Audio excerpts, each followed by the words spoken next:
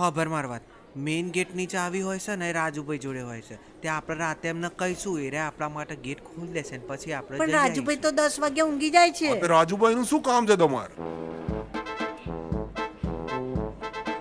અને હોસ્ટેલ બંધ થવાના ટાઈમે હોસ્ટેલના છોકરાઓના સ્કૂલમાં આવવાની મનાઈ છે તમને ખબર એ નથી? તો છે ને મારે સિંગ ભજીયા લેવા જવું હતું ને તે આ 2 જણ માર જોડે આવતા હતા. આ તો કઈ ટાઈમ છે સિંગ ભજીયા ખાવાનો? અને તારી ટાઈ સીધી કર, ભિખારીઓ જેમ ફરે નહીં. હં?